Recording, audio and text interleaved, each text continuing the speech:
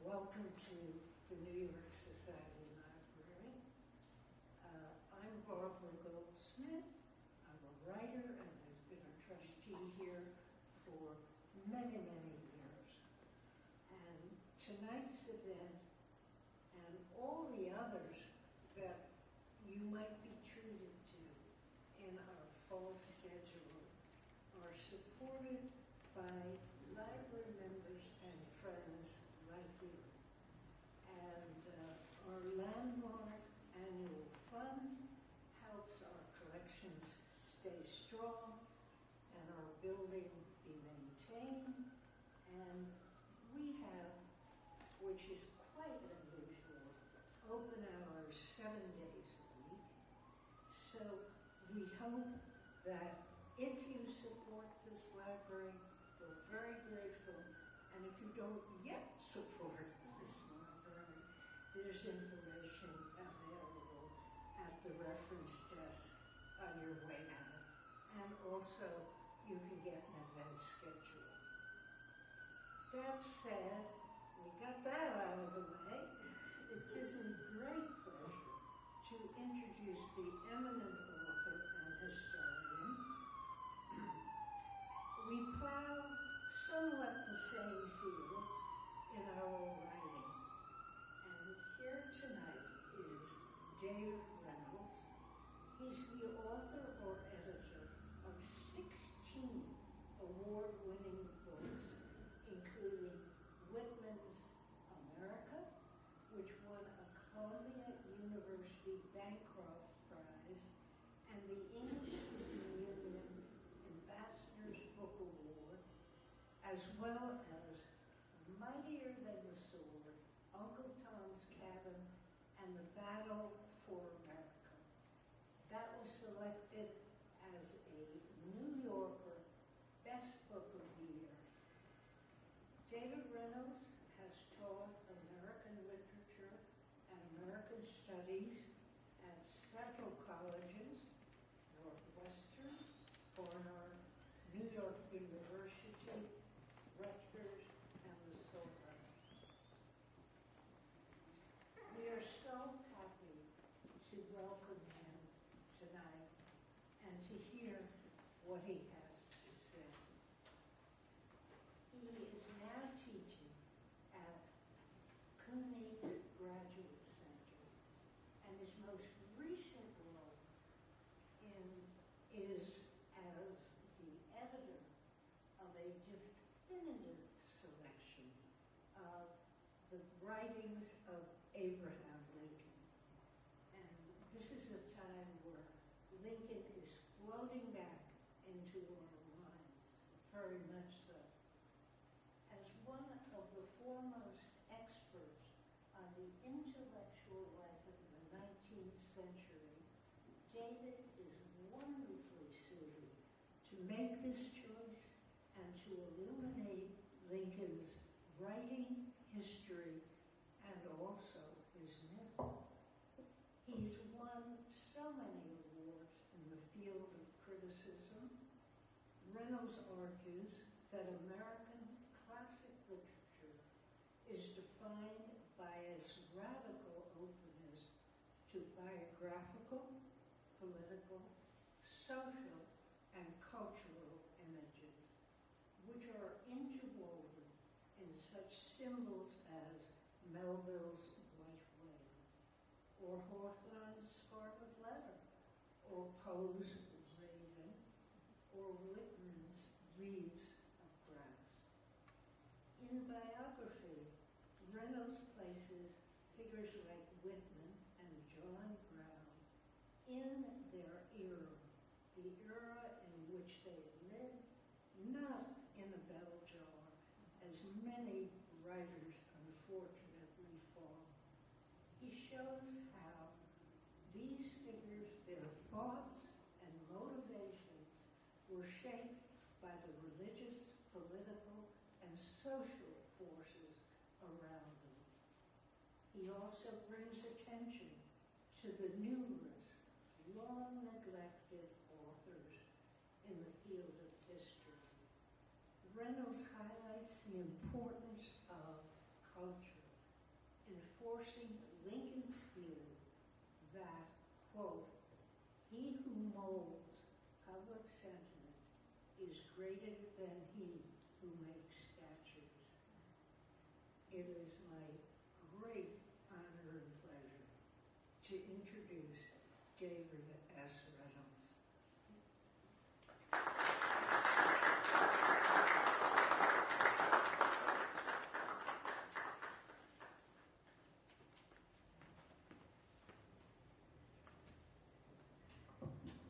Thanks very much, Barbara. And we were just talking, Barbara's producing HBO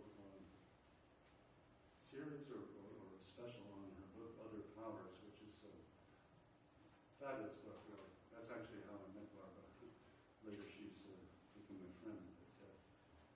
But it's a wonderful, wonderful book. And as you say, we plow the same ground, to be sure. It's about late 19th century spiritualism. And Mary Todd Lincoln was very into spiritualism.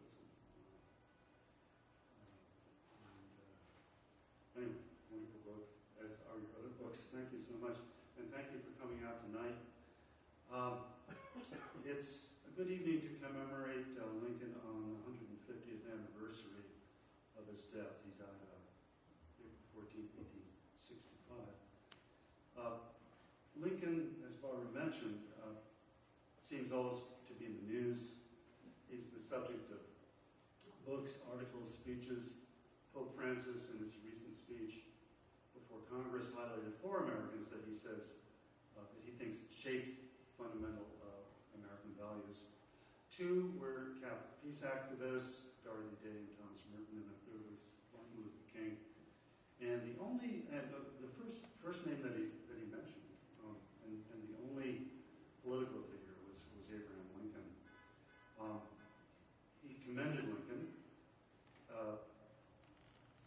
for his promotion of liberty. And I agree with his assessment. Who am I to disagree with Pope Francis?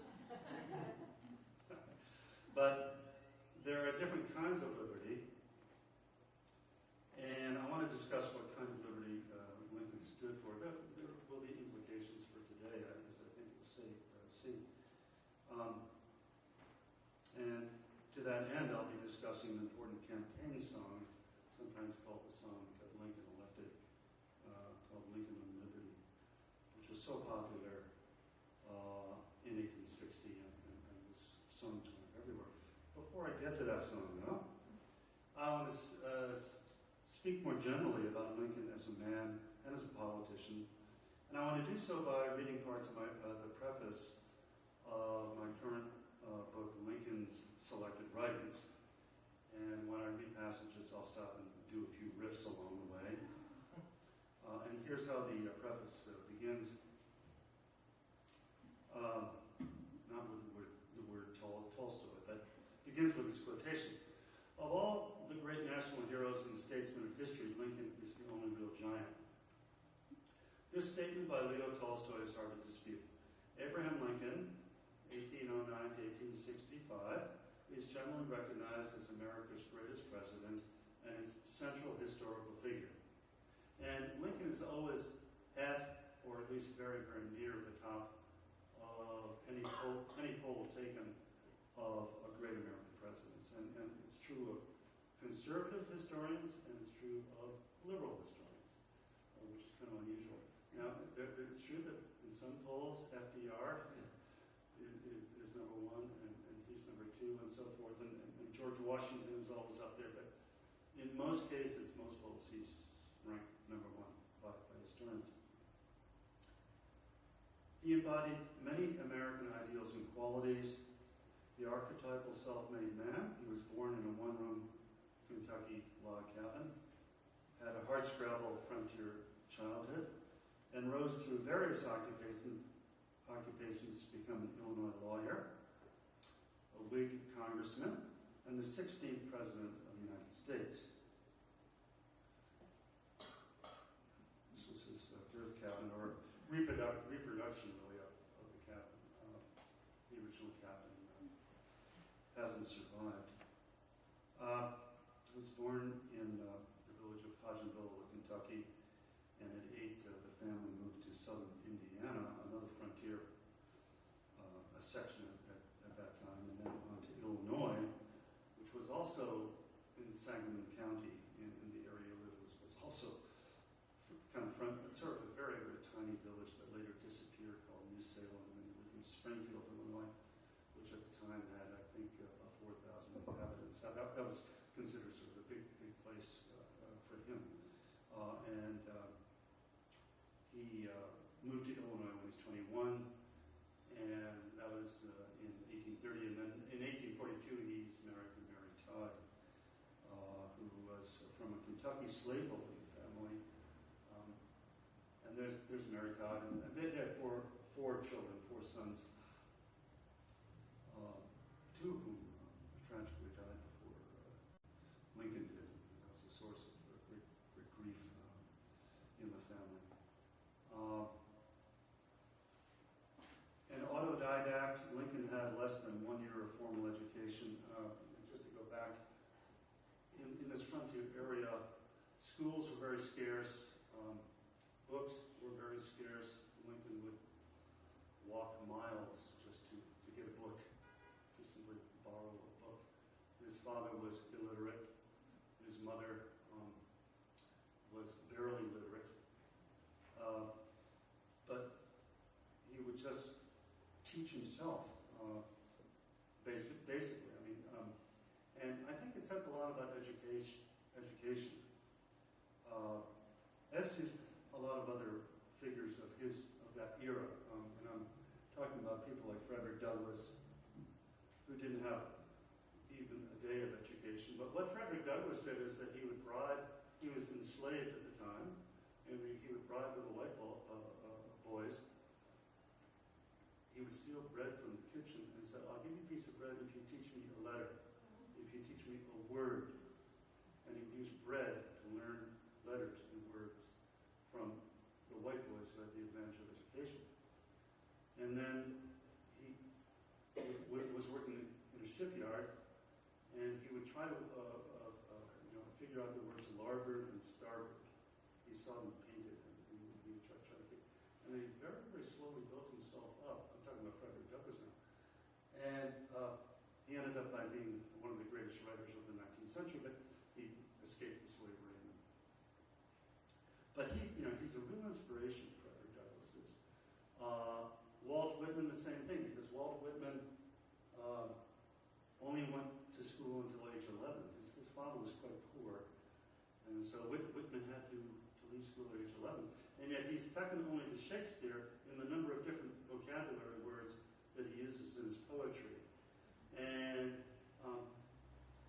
Abe Lincoln, very, very, very similar. He would walk 6 miles to get a book. He would sit there, he would read it, he would think about it, he would read it again and again and again.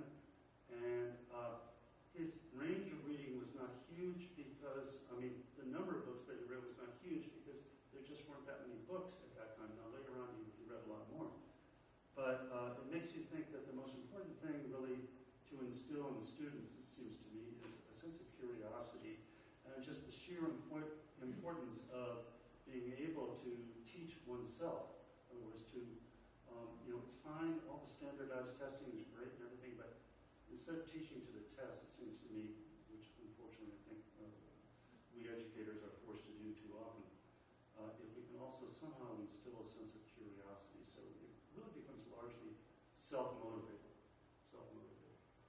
Because now, even though he didn't read a tremendous number of books, Lincoln did read kind of a variety of books, from the very, very high to the very popular.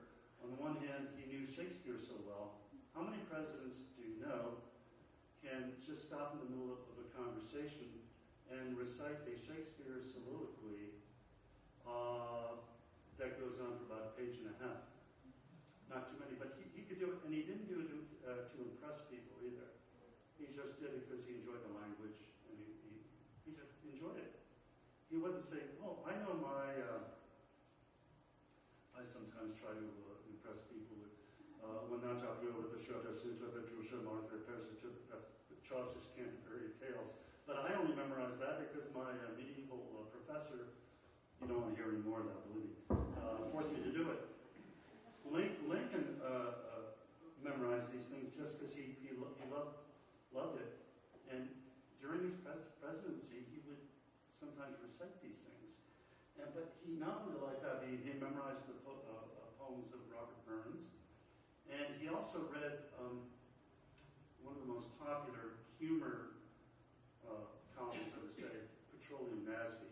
The guy's real name was David Ross Locke. But in fact, Lincoln once wrote to Locke and said, I would trade my presidency to be able to write like you. Kind of amazing. He wrote that after he was reelected.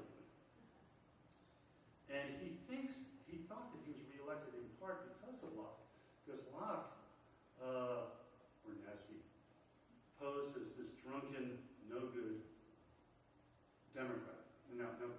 Cooperative. Back then, the Democrats were the conservatives, and the Republicans were the radicals. So, and he was like sulfuric acid. I mean, the kind of humor is just amazing. It's almost offensive. And yet Lincoln would just read this stuff endlessly. Like before he announced the Emancipation Proclamation, he said, now, Cabinet, I want you to hear. Actually, in that case, it was Artemus Ward, another humorist very similar. But as the election returns were coming in 1864, he read from Nasby. Just before Lee surrendered to Grant in 1865, he read Nasby out loud. And the reason they were a little late to Ford's Theater, horrible evening when he was assassinated, but Mary Todd Lincoln kept saying, we're late. He was entertaining guests with Petroleum Nasby. This corrosive, anti-democratic humor, which is kind of interesting. But the fact that he could enjoy, and not just enjoy, but sort of memorize so many things. And I can't tell you how he was also very, very interested. Well, there was a reason he went to the theater that night. He went to the theater more than 100 times as president. And also he loved popular songs. He loved opera. He actually sort of slept through opera. That's okay. But he especially liked popular songs. And he didn't have any kind of singing voice whatsoever. But his bodyguard, Ward Layman, had a very good voice, and so he said, Hill, his name's Ward Hill, and Hill would sing this song. Hill would sing the song. But what strikes me about Lincoln, even more than, let's say, Douglas or whatever, is that he was interested in kind of every level of culture, from this kind of down-and-out popular culture to the kind of high culture as well. And had a very sincere interest in things.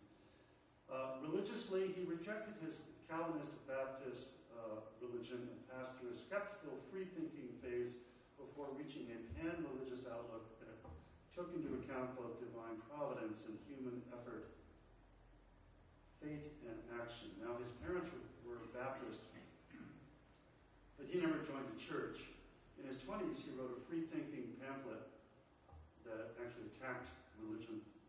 And at the time, he was called a deist and a non-believer. But then he became kind of more religious as time passed. He read the Bible. He used passages from it in his speeches. But he never accepted any organized religion. He thought faith was a private matter. He thought that was the whole thing about America, that faith is private. And that people of all religions should be tolerated and accepted. He met with Protestants, Catholics, Jews. He was close to people of all those faiths. And as part of the war effort to inspire the North, he passed 9 proclamations of prayer and fasting during the Civil War, which is more than any other president, except for Jefferson Davis, who did 10. They were trying to get God on their side. Come on, God. And so they were, I guess, both appealing to the same God. He also put "In God We Trust" on the nation's currency, and he instituted the first national Thanksgiving in 1863. Now, since his death, people of many outlooks, Presbyterians, Lutherans, Quakers, Congregationalists, Catholics, agnostics, and atheists, have all laid claim to him. But he really belongs to no category. He would have agreed with Walt Whitman, who said, "Mine is the greatest of faiths and the least of faiths." It was the least in that Lincoln accepted no single organized religion, but it was the greatest because he saw the deep value of religious belief, both on the individual and the social level. His last major speech, the second inaugural address, is full of references to God, prayer. It's only 710 words long, but it's full of references to God, to prayer, the Bible. But it does not support a particular religion. In fact, it suggests that no religion contains the final answer about things. He notes in that speech that both the North and the South read the same Bible, prayed to the same God for victory, and the prayers of neither side were completely answered. But in any case, he said in that speech, God's ways remain mysterious and always will be unknown and unknowable to humans.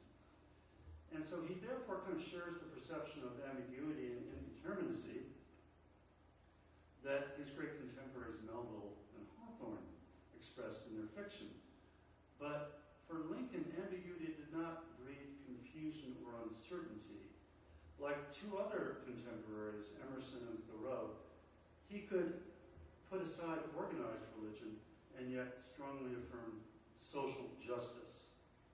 Just as Emerson and Thoreau went out on a limb to publicly defend the abolitionist warrior John Brown, so Lincoln said that every drop of slave's blood that had been drawn by the lash must be answered by a thrust of the sword. He really was dedicated to that form of social justice for getting rid of slavery. So he didn't kind of wallow in ambiguity. There was a very, very firm sense of morality there. Folksy and funny, Lincoln was given to storytelling and telling jokes, many of them kind of off-color and bawdy. Yet he had a melancholy side that some say yielded periods of depression. I think the depression thing can be perhaps overstated. I think he did have moments of serious depression in the 1830s after the death of Anne Rutledge, and I think around the time of his marriage there was some kind of back and forth about that. And when Willie dies, their second son who died in 1862, certainly Mrs. Lincoln was pretty severely depressed at that time, and I think he was too. There are pretty clear signs of that. However, I really don't see kind of a regular pattern of this that kind of somehow, it's been argued that depression sort of fueled his greatness. I think that kind of seeing the tragic side of life in a way made him a much deeper, more reflective man, but I don't think it somehow fueled his act of greatness. And he couldn't live without humor. He said, without humor, I feel that I would die. And he actually got sometimes into trouble because of his humor. And he was pilloried as the national joker.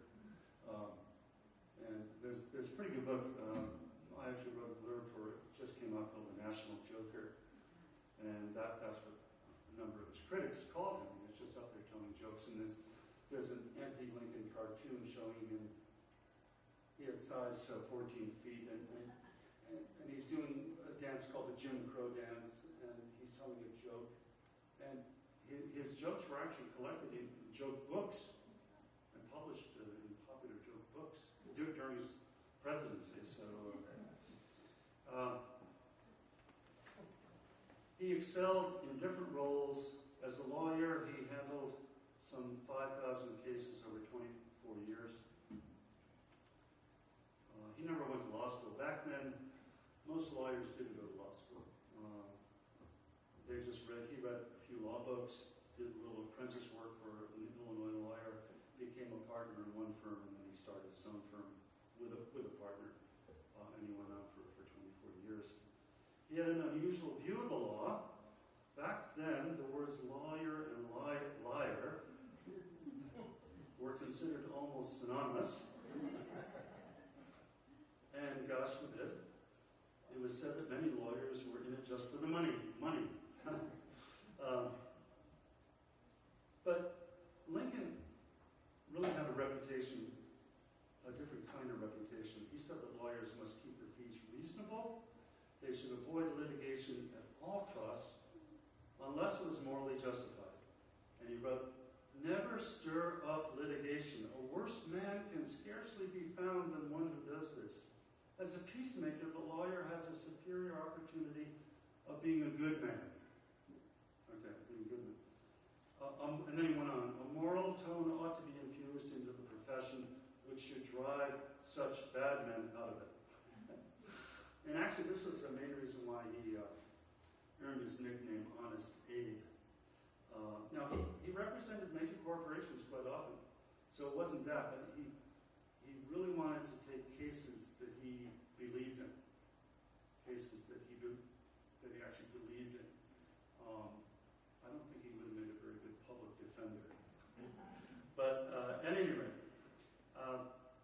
as a politician, he skillfully built the Whig Party in Illinois, and he also helped, as you know, the Whig Party fell apart in the 1850s and replaced by the Republican Party, and that was the anti-slavery party. The Democrats were the conservative party back then, and he kind of led the rise of the Republican Party in the 1850s. And he was a canny politician. In many ways, he was, I suppose, the opposite of Donald Trump. Lincoln was all about humility. He brought attention to his own humble background, his physical awkwardness and homeliness. He always would say, "I'm so ugly," and everything. His modest lifestyle, he kind of, in a way, overdid that. Maybe playing the Ben Franklin, Poor Richard card or something like that. When he criticized his opponents like Stephen Douglas, he did so with very subtle wordplay and with rapier-like logic, and also with very firm appeals to morality. He had kind of a very eloquent but also a rather moderate style. As president, he developed a firm-handed style that involved making highly difficult but ultimately effective decisions that led to the emancipation of 4 million enslaved people.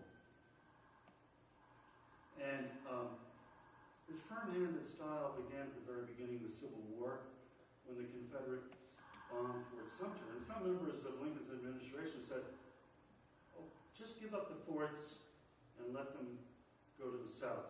But Lincoln said, "No, absolutely not. These are federal property. We're not going to give them up. I'm sorry." And he sent supply ships to Fort Sumter, and that triggered the Civil War. Soon he was calling up troops and engaging in full-fledged war. And he was so firm as president that he issued several unpopular proclamations.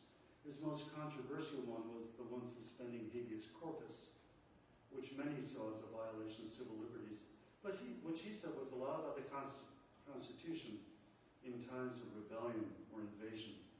He also cracked down on disloyal newspapers.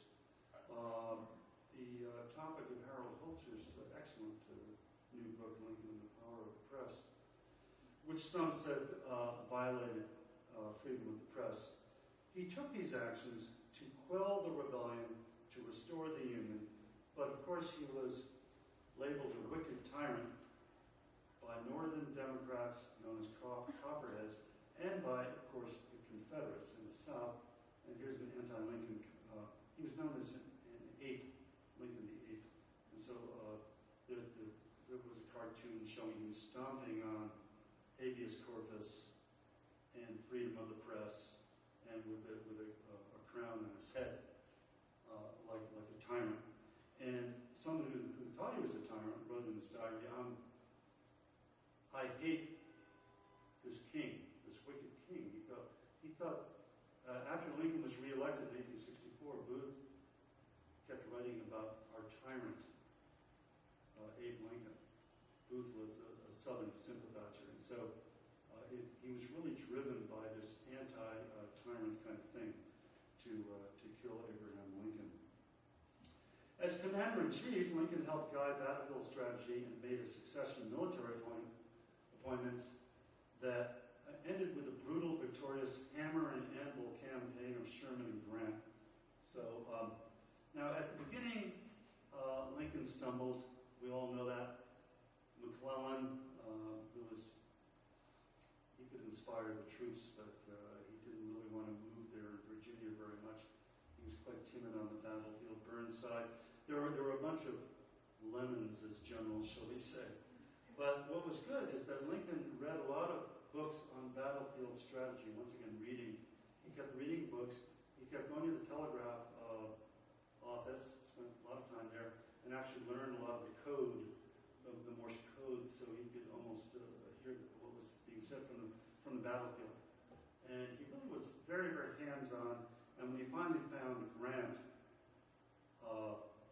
and McClellan, he gave them looser rein, and the result, we all know the result.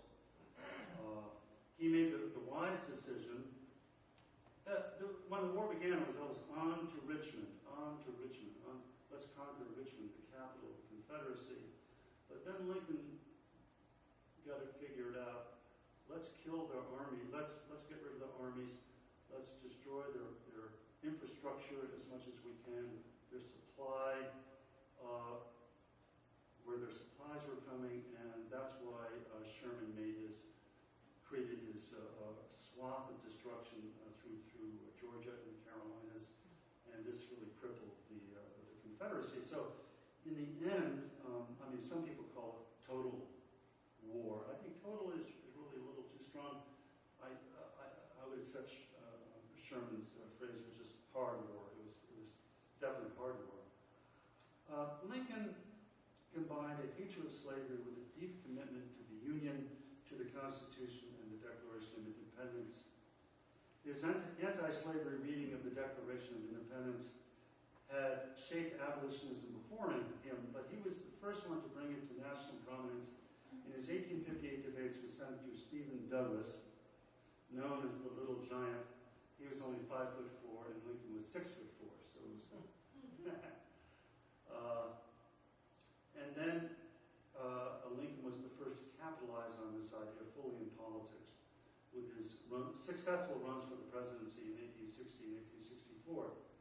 His initial public pronouncements on slavery were not nearly as radical as those of abolitionists like William Lloyd Garrison or Wendell Phillips, whom Lincoln actually opposed because of their dismissal of the Constitution, which they regarded as a pro-slavery document, and their demand for the separation of the North from the South. They were saying, okay, South, you go your own way, and we Northerners will be here without slavery. You can have your slavery. And Lincoln didn't want that. And he won votes by affirming the Union, but delivering an anti-slavery message in eloquent and often humorous ways that were appealing to mainstream voters. And at all costs, he avoided inflammatory language. He really tried to walk a tightrope of moderation in the tone of his language, even though it was very, very forceful, but at the same time, it wasn't like William Lloyd Garrison, who said, I will be heard. And Garrison was coming out, I will be heard, and Garrison would burn the Constitution in public. Lincoln was not like that. Lincoln's nickname, the Great Emancipator, is sometimes questioned by those who take note of a conservative streak in him. Early in his career, it's true he accepted the racial views that were prevalent in his era. He once said there's a physical difference between whites and blacks that might prevent the races from living on equal terms in America, which helps explain his early on support of so-called colonization, which was the plan to deport blacks to Liberia or Central America or elsewhere. Critics of Lincoln, to this day, focus on such views and on the fact that the Emancipation Proclamation, which freed enslaved people living in states disloyal to the Union, was a partial gesture because it didn't free the slaves everywhere. It did not free the slaves in states that were loyal to the Union.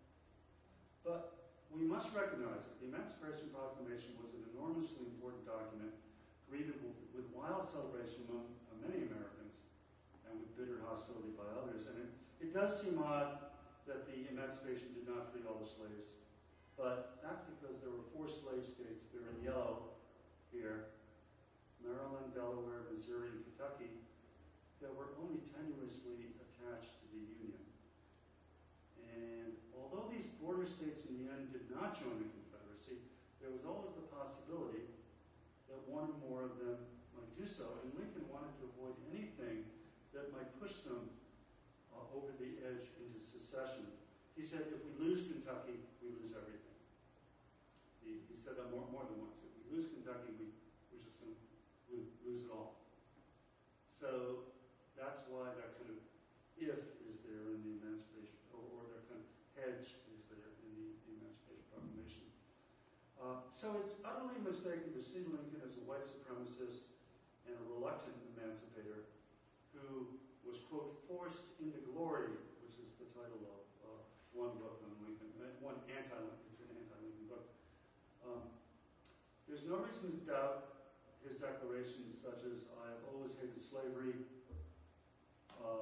I think as much as any abolitionist, or I hate it because of the monstrous injustice of slavery itself. I hate it because it deprives a Republican example of its just influences in the world. And his respect for African Americans grew measurably during the Civil War as he witnessed the courage of black Union soldiers and became close to black leaders like Frederick Douglass, who said, in all my interviews with Mr. Lincoln, I was impressed with his entire freedom from the prejudice against the colored race that I see in many other white people. And when the feminist abolitionist Sojourner Truth visited him in the White House, she was impressed by his kindness, not only to her, but to the many other African Americans that he was greeting in the White House that day. She said, I'm proud to say I was never treated by anyone with more kindness and cordiality and respect than was shown to me by the great and good man Abraham Lincoln. So on a personal basis, he was free of prejudice. Particularly, I think, as time went on, when the more that he was kind of meeting African American leaders. He also abandoned the idea of deporting blacks and he completely dropped that plan and tried and revised his position from simply trying to stop the spread of slavery into the West by advocating its complete extinction by force and by constitutional amendment. Toward the end of the war, he proposed that the vote should be granted to blacks who were, in his phrase, quote, very intelligent, or who had served in the Union Army. That sounds a little restrictive, but it was one baby step toward the 15th Amendment, which came along in 1870, years later, and gave the vote to African Americans. So he didn't quite get the whole way there, but he was the first president who publicly advocated the vote for African Americans. And now, how many have actually seen the movie Lincoln by Spielberg? If you haven't seen it, you might want to rent it on demand or something. It's I think, a very powerful movie. Yes, there are inaccuracies, to be sure, as there are in any historical movie. But I think Daniel Day-Lewis really nails Lincoln. It's my wife complained it's kind of a talky movie, which it is. It is kind of talky. But Lincoln was kind of talky, all right? He was sort of talk. He would tell stories and everything like that, sort of digress. And there was a lot of debate. The whole movie's about the 13th Amendment, and it shows what Lincoln was trying to do in using his muscle, his presidential muscle, in whatever way he could to get that through his patronage and this and that and the other, trying to navigate in the background and using his. And it only passed by 7 votes in the House, so it was relatively close. So, kind of could have gone either way. It had already failed earlier when it had come that's why I like that movie. It's a very important political moment, and I think it really shows a lot about Lincoln.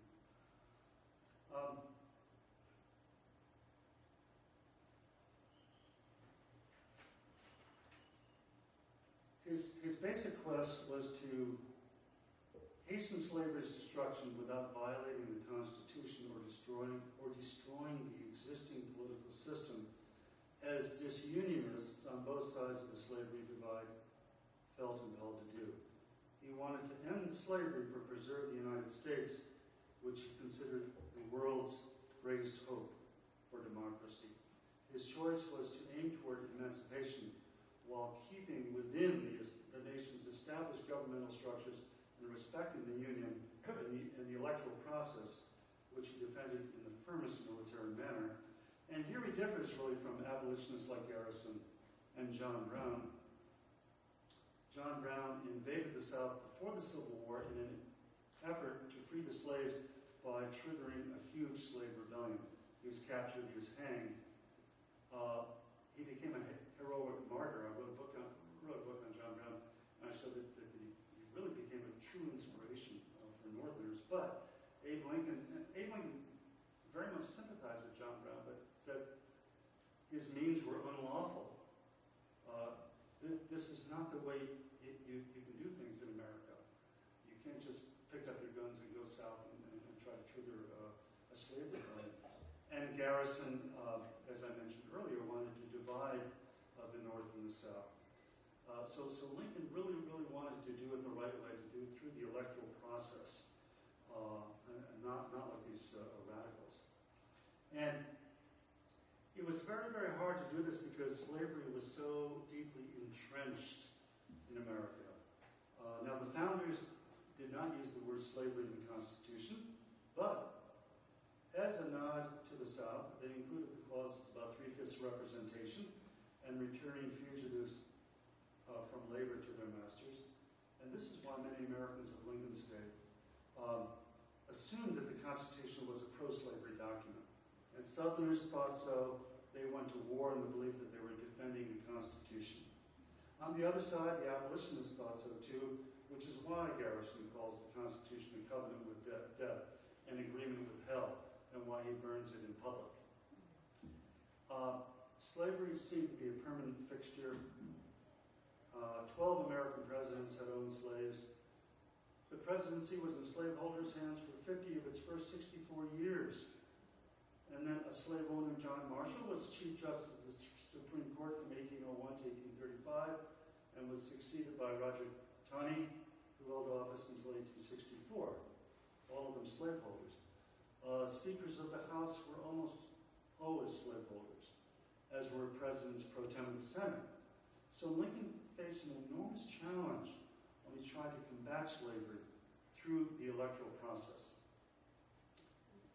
He fought the battle not only militarily, but with his eloquence. His main weapons were logic and rhetoric.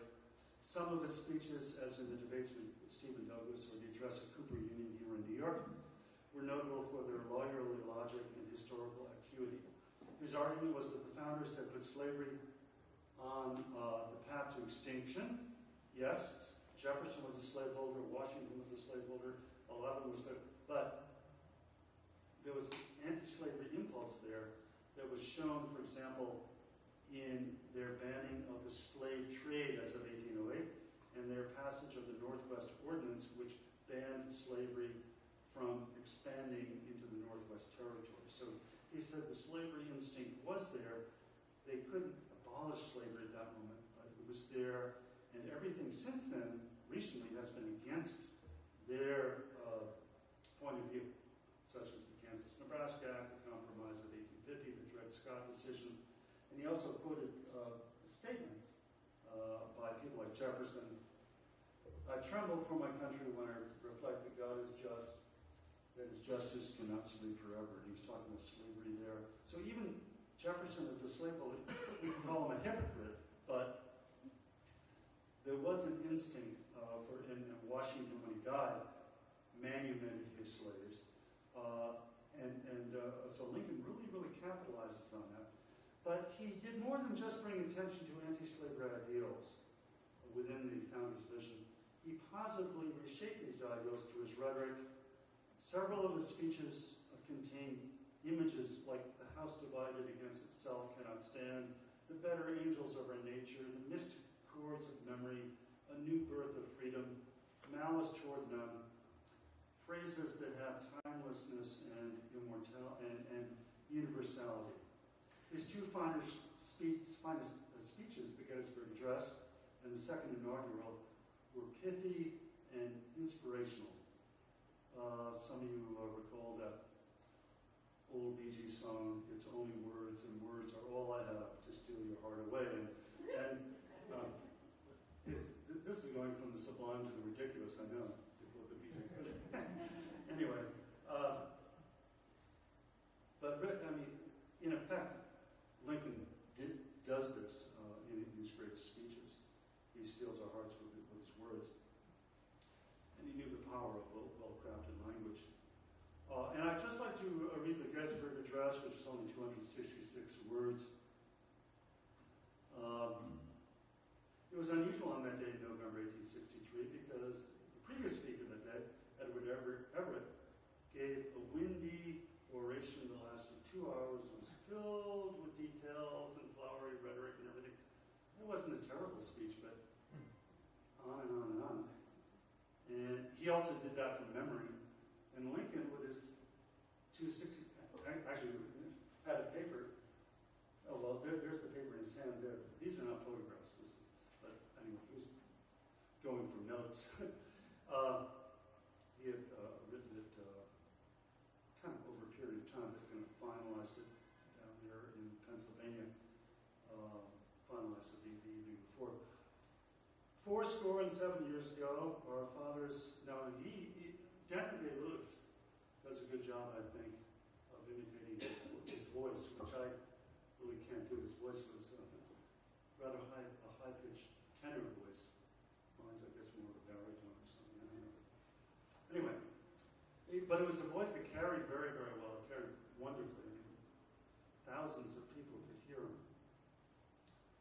He also had an Indiana accent, and I don't even know how to do an Indiana accent. But 77 years ago, our fathers brought forth on this continent a new nation conceived in liberty and dedicated to the proposition that all men are created equal. Now we are engaged in a great civil war, testing whether that nation or any nation so conceived and so dedicated can long endure. We are met on a great battlefield of that war. Gettysburg, of course, is in Pennsylvania, where Robert E. Lee, the previous July, had brought his troops, and if he had won at Gettysburg and had come into the north, I mean, that was really, really bad news. But he was stunned, he pushed back. He wasn't chased enough. He could have been maybe destroyed, but still he was pushed back. We have come to dedicate a portion of that field as a final resting place for those here who gave their lives that nation might live. It is altogether fitting and proper that we should do this, but in a larger sense, we cannot dedicate, we cannot consecrate, we cannot hallow this ground. The brave men, living and dead, who struggled here, have consecrated it far above our poor power to add or detract. The world will little note nor long remember what we say here, but it can never forget what they did here. It is for us, the living, rather to be dedicated here to the unfinished work which they who fought here have thus so far nobly advanced. It is rather for us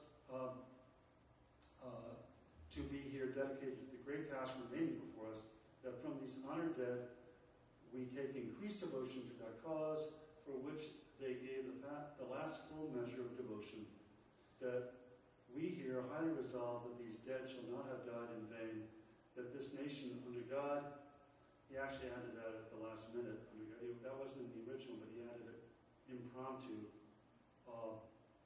at that moment, that this nation under God shall have a new birth of freedom, and that government of the people, by the people, and for the people shall not perish from the earth. And there are many things to say about the speech, but I want to bring attention to what was known as the higher law. Now, many anti-slavery people of his time judging the Constitution to be pro-slavery, had long said there was a higher law than the Constitution, the law of justice and morality by which slavery was evil. But people who used the phrase got into big trouble. They were accused of violating the Constitution. They were called dangerous radicals. So Lincoln avoids that phrase, but in the Gettysburg Address, by a rhetorical sleight of hand, he brings the higher law into the heart of the American experiment by appealing to the nation's founding document, the Declaration of Independence. He tells that actually a higher law defined America from the very beginning, 1776. That higher law was the notion that the nation was conceived in liberty and was dedicated to the proposition that all men are created equal. Lincoln goes on in the rest of the speech to indicate that this war is being fought over this very principle. And that's why he says so many Americans have died in battle. You know that 750,000 Americans died in Civil War, more than all of the world wars combined. So it was a real sacrifice. He says that no matter what the Constitution says about slavery, the Declaration of Independence truly defines America with its assertion about human equality. And he knew that if he used the phrase the higher law, or if he stated his ideas stridently, he could have turned off his listeners, and as it was, some opponents took him to task in the newspapers. They called the Gettysburg Address an assault on the Constitution. That's true. But this was a minority opinion in his day and ours, and the address is regarded as perhaps the greatest American speech. What makes it great is that it delivers a radical notion, all humans are created equal, in language that doesn't really seem radical at all. Instead, the language is measured, it's balanced, it's surprisingly humble. I said earlier that part of Lincoln's charm was his humility, and it comes through here too. A lot of the speech is delivered in modest negatives. We cannot dedicate, we cannot consecrate, we cannot hallow this ground. The world will little note nor long remember what we say here, and the soldier sacrifices are above our poor power to add or detract. So a lot of it is kind of phrased in this sort of Lincolnian modesty and humility. Just as these negatives strip away any sense of radicalism, so the positive words in the speech, conceived in liberty, consecrated, a new birth of freedom, and then the added under God, have connotations of organic union through images of conception and birth and religion with references to the divine. So before our eyes, Lincoln creates a rhetorical masterpiece that literally redefines the nation without seeming at all shocking or revolutionary. And I want to say a few more words about, obviously, the Gettysburg Address is in Lincoln's selected writings. This is my new book, but I have hundreds of other writings too, and I just want to say a few words about my latest book, which just came out in January. There have been over 16,000 books on Lincoln, more than any other figure, apparently, than Jesus Christ. And what my book does is, for the first time, it brings together a selection of works by Lincoln, and then a second section has works about him in the 19th century, songs, poems, essays, humorous columns, anti-Lincoln, pro-Lincoln, and then a selection at the end of modern historians and commentators looking back at Lincoln. People like Harold Holzer, Jim McPherson, Gareth Foner, on and on and on. And so I bring those three bodies of writings together. And one section of my book is dedicated to the relationship between Lincoln and Walt Whitman. Walt Whitman, as you know, Whitman was born on Long Island and raised there, and then he lived most of his life in Brooklyn, but he spent a lot of his time in Manhattan. He saw the need for a frontier president so clearly that he fantasized about a Lincoln-like leader years before Lincoln came on the national scene. In the 1850s, before Lincoln came there, Whitman was appalled by the incompetency of American presidents like Pierce, like Buchanan, like Fillmore. At a time when the nation was unraveling over slavery, in his 1855 volume, Leaves of Grass, he tried to rescue his nation through poetry. He says,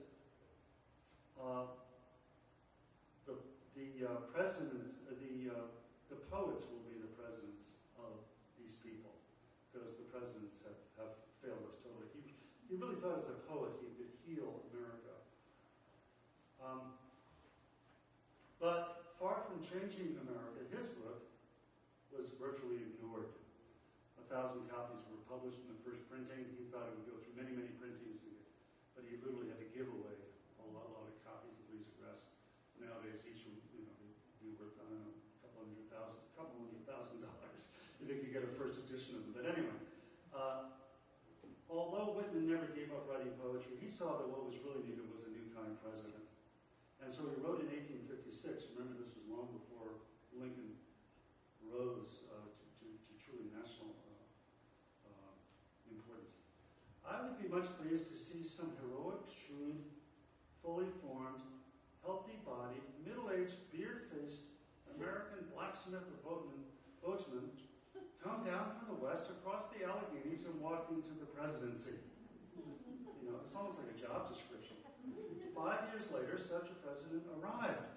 Whitman could almost not believe what had happened. The White House was now occupied by a man who, in Whitman's word, had, quote, been raised in the commonest average of life, a rail splitter and a flat boatman. One who was quite thoroughly Western, original, non-conventional. Now, Whitman was in Brooklyn then, but in 1862 went down to look for his brother George, who was wounded at Fredericksburg, and he spent time in Washington, several years in the hospitals and stuff. And he saw Lincoln at one point almost every day in the streets. Lincoln went around in his carriage with Mary Todd Lincoln, and also they would often take rides out to the Soldiers' Home, which was like a Camp David of the day. It was 3 miles out of town. And once Whitman and Lincoln sort of bowed to each other. Whitman declared that Lincoln, despite some flaws, was, quote, the greatest, best, most characteristic, artistic, moral personality that America produced. The shock of Lincoln's assassination on April 14, 1865, in Ford's Theater was most memorably registered in Whitman's famous poem, "O Captain, My Captain." And I just want to read the first and last verse of that poem. This is the longhand version that Whitman wrote out. "O Captain, you have to realize that this was just a month after the North had won. The North had won the war. Lee had surrendered on April 9th. Not a month. It was just 5 days. So everyone was just exultant and cheering. And Walt Whitman was in Brooklyn. When Whitman heard the news, he was absolutely, totally silent. And his whole family, he was there with his mother. They didn't say one word all day. Not even one word. And they just were going around like totally shell-shocked. "O Captain, my Captain, our fearful trip is done. The ship has weathered every rack. The prize we sought is won. The port is near, the bells I hear, the people all exulting, while follow eyes the steady keel, the vessel grim and daring, but heart, oh, the bleeding drops of red, where on the deck my captain lies, fallen, cold and dead. My captain does not answer. His lips," this is the last verse, "his lips are pale and still. My father does not feel my arm. He has no pulse or will. The ship is anchored safe and sound, its voyage closed and done. From fearful trip, the victor ship comes in with object won. Exult, O shores, and ring, O bells, but I with mournful tread walk the deck. My captain lies, fallen, cold and dead." And this poem has a sharp poignancy and sadness, showing just how the nation felt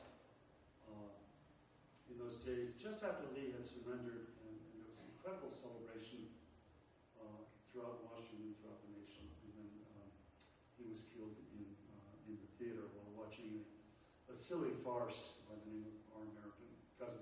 But as I say, he liked these kind of farcical things.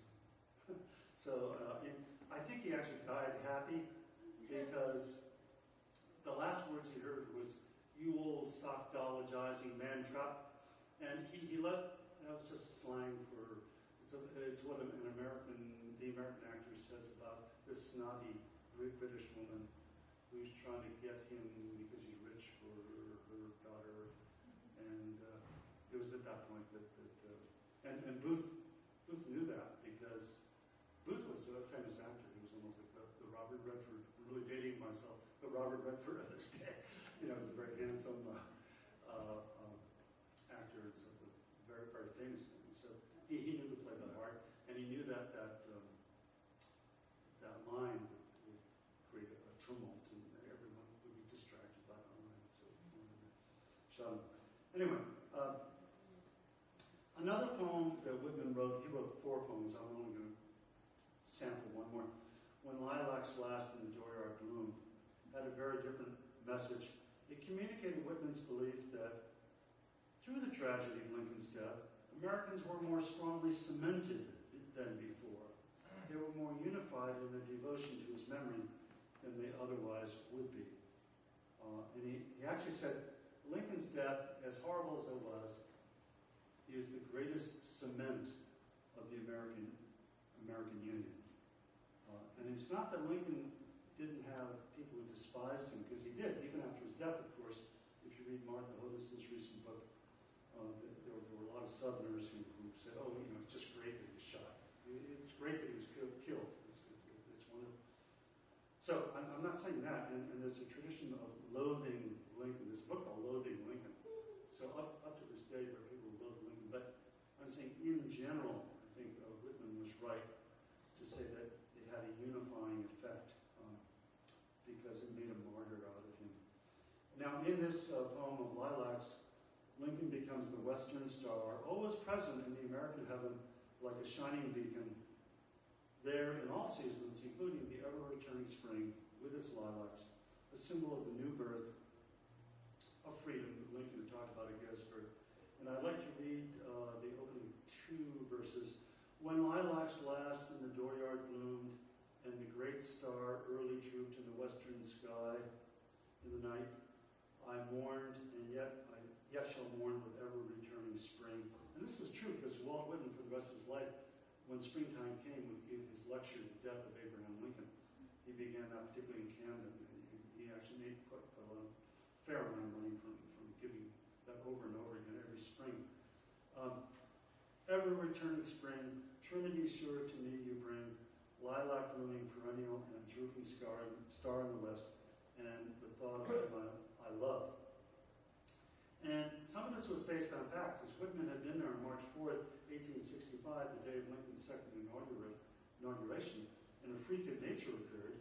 It had been raining all morning, but when Lincoln spoke at 1 p.m. outside the Capitol, the sun broke through, and as the carriage was taking the Lincolns and their cortege back to the White House, a seeming miracle happened. Venus appeared in the western sky because of the extreme clarity of the air at that moment, and the kind of positioning in the sky, and thousands of people present, including Lincoln, pointed up at Venus, which in turn becomes Whitman's symbol for Lincoln himself, the star that is always there in the American heavens. Another unusual thing, that particular spring, was the early lilacs. So that's another kind of image here. Now, Lincoln was beloved not only among writers like Walt Whitman, but also among the common people. He was really the people's president.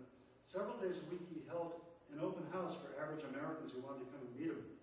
For hours, people would stream in and out of the White House, shake his hand, and talk with him.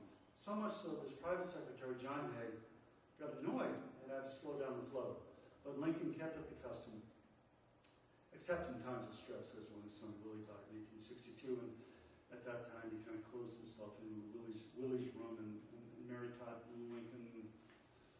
She was sort of a basket case at that moment. But anyway, other than that, he was very, very open.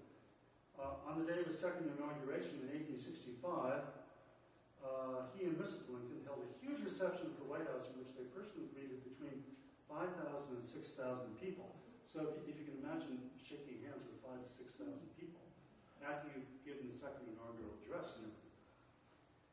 And common people developed a real affection and devotion to Lincoln, whom they called either Old Abe or Honest Abe or Father Abraham.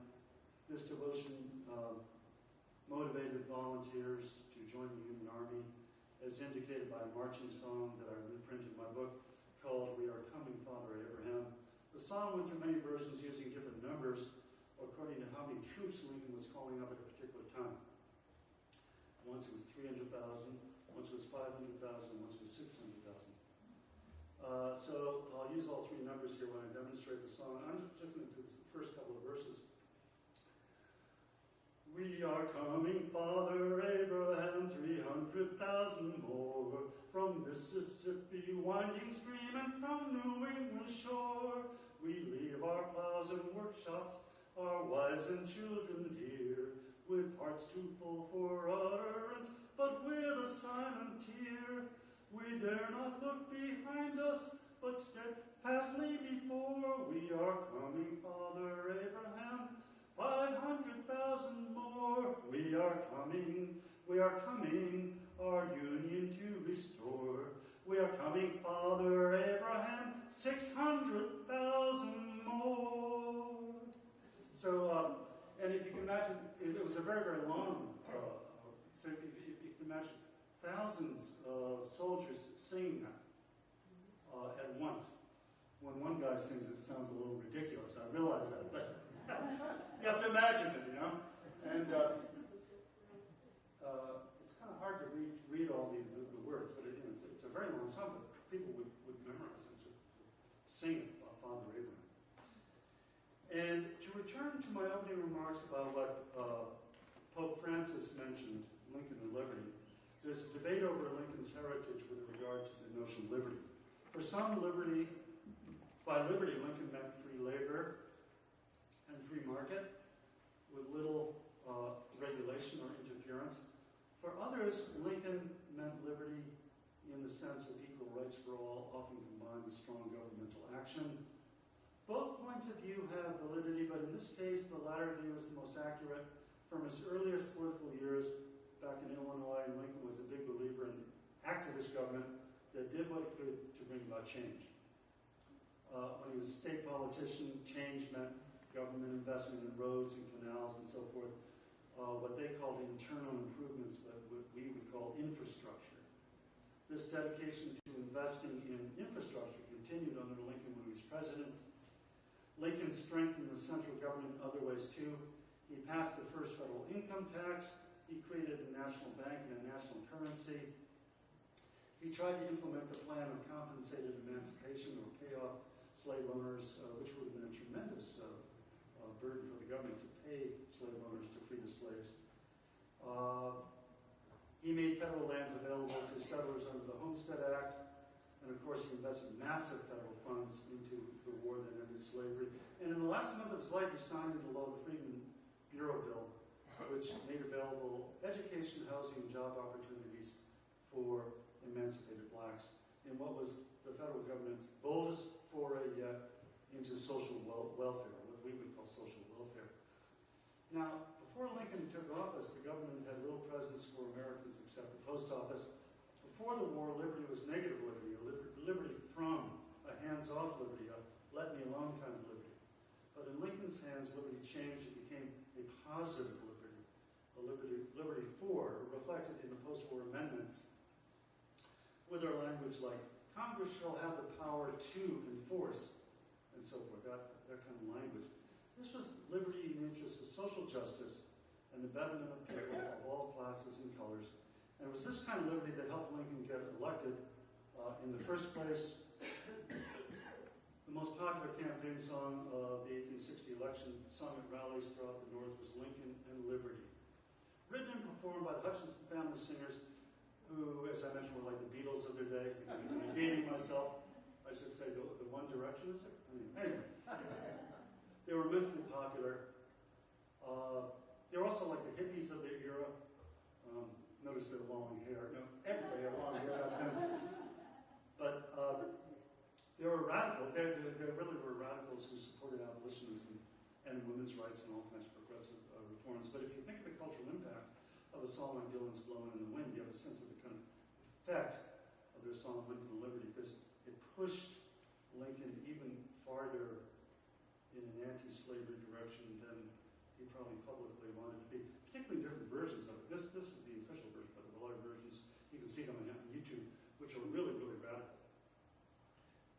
They're really radically abolitionist. So this is like the sanitized version. And a couple of the words about the song. It mentions all three states associated with Lincoln: Kentucky, where he was born; Indiana, which is here called Hoosierdom, where he was raised; and Illinois, referred to in the word suckers, because that was the nickname. If you were from Illinois, you were called a sucker. I think it was because of the fish, sucker fish, I believe.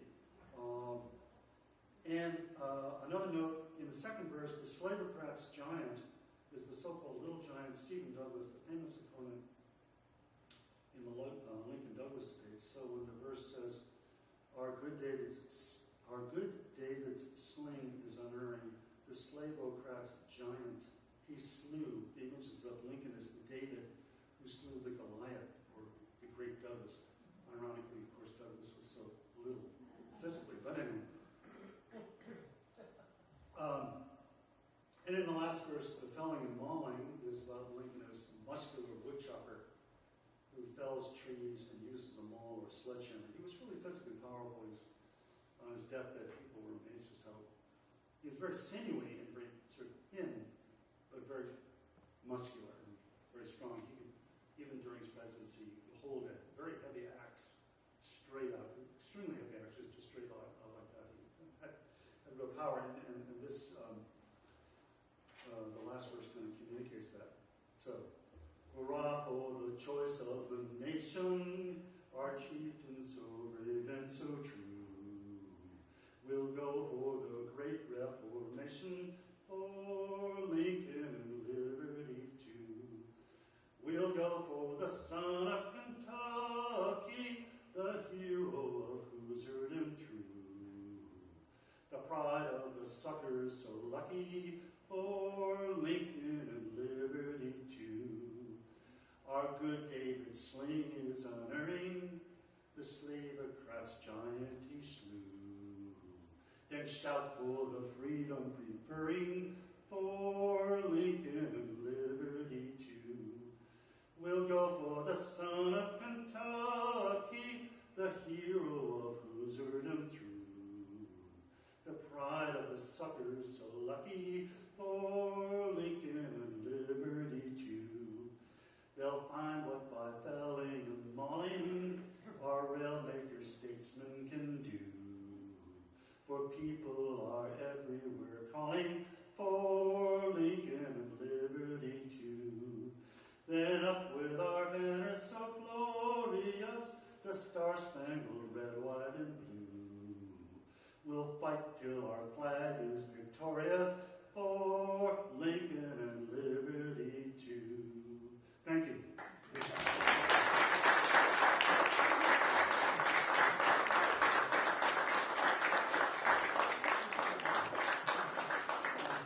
think we have a little time, do we, Sarah, for a few questions or comments?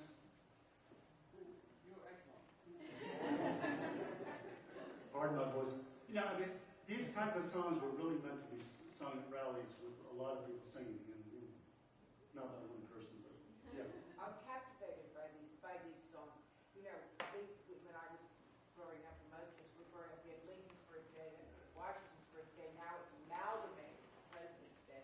Is there any place in the country that celebrates Lincoln's birthday, properly with maybe a few campaign songs? And have you any knowledge of that? This has escaped most of us.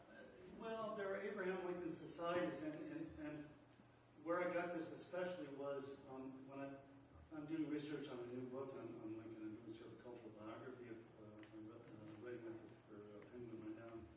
I went out to Springfield, Illinois, where he lived for many years, and I happened to get there on the 150th anniversary of his funeral, which ends up there in Springfield. And so kind of everywhere you went in Springfield, there was a Lincoln impersonator, almost like going to Memphis or something. Elvis is every person. You turn, there's Abe, hi Abe. And not only that, but everywhere you look in Springfield, at least when I was there, almost every corner they had pictures of Lincoln. And to me, it was really, really neat. I was kind of in my element. I sort of enjoyed it. And a lot of tourists were kind of flocking there. It's kind of interesting. Does anybody know, Richard, maybe you know, I know there are Lincoln societies, but I think in general we've kind of steamrolled these, as you say, these two presidents kind of into one. And we kind of homogenized it. And so in terms of public celebration, it's kind of like Lincoln homogenized Thanksgiving. He wanted to create a national sense of Thanksgiving. So for that, it had always been Forefathers Day, which is celebrated December 22nd, which was all about celebrating the Puritans in New England. But then after that, Forefathers Day kind of disappeared because Lincoln wanted to get rid of New England just itself as an object of celebration. He wanted to make it a national Thanksgiving, which is why he declared a national Thanksgiving in 1863. So in a way, he did that kind of homogenization himself. I think there is a Lincoln bookstore in Chicago. In a Lincoln bookstore, yeah. And if you go, and one thing that I wish I brought today was my Abe Lincoln hat, which I bought in Springfield, and I was going to wear that today, but I left it at home. I don't really look like Abe, but I'm about his height maybe, but not. I wish I had his, thin body. Anyway, but yeah, it's worth going to. Now Springfield itself, it's not the most exciting city in the world, but it's really interesting to go there. They have a wonderful museum, they have a great library where I did some really great research. So it's and I went to Fort Wayne where they have another Lincoln Museum, which is really great too. So because we lived in Indiana for a while. But any other questions? Yeah. Did Emerson and Transcendental support him? Yeah, Emerson was a tremendous Lincoln fan, and he wrote wonderful. Included in my book is are some moving pieces by Emerson about Lincoln. He gave a wonderful eulogy. He wrote about the Emancipation Proclamation. He's the one who said the Gettysburg Address is just, he says like there are three good speeches: the Gettysburg Address, John Brown's appeal to the Virginia court, and then some European speech. There are three very, very good speeches. Gettysburg Address is number one. Yeah. If Lincoln were alive today, what would he say about Congress?